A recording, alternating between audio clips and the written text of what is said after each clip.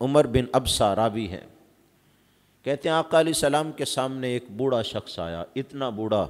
کہ وہ لاٹھی کے سہارے چل کیا رہا تھا، اپنے قدموں پر چلنے کے بھی قابل نہیں تھا، اور آ کے سامنے معذرت خواہانہ انداز سے کھڑا ہوا اور بول پڑا، کہنے لگا اے اللہ کے رسول، میں نے بڑی بد عہدیاں کی ہیں اور عہد شکنیاں کی ہیں، حضور بڑے گناہ ہوئے ہیں، آج لرز رہا ہوں، کانپ رہا ہوں، مشکل میں ہوں، اب تو چلا بھی نہیں جاتا، حضور کیا میرے لیے بھی معافی ہو سکتی ہے؟ خیال ہے نا جب آ جائے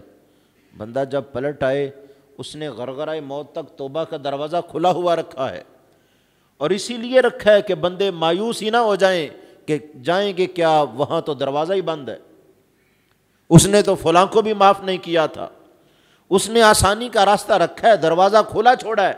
آؤ پلٹو، رجوع لاؤ، انابت لاؤ، ففروا الی اللہ، توبوا الی اللہ، وہ آوازیں دے رہا ہے۔ اس نے کہا اے اللہ کے رسول، میں نے بڑی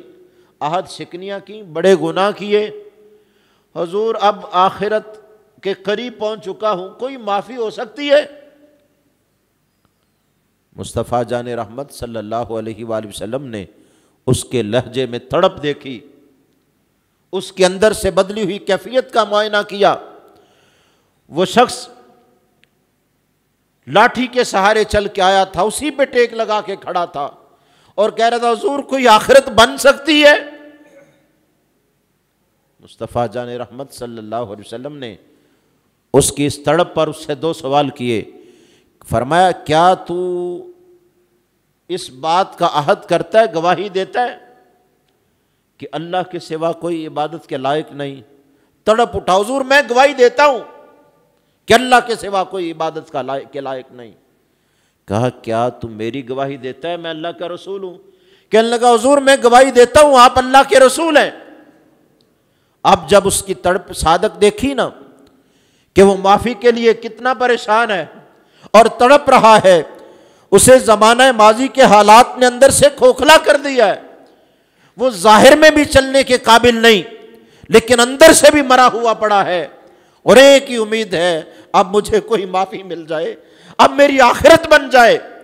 اس نے جب یہ دو چیزوں کا عہد دیا نا کہ حضور گواہی دیتا ہوں اللہ کے سوا کوئی عبادت کے لائق نہیں، گواہی دیتا ہوں آپ اللہ کے رسول ہیں،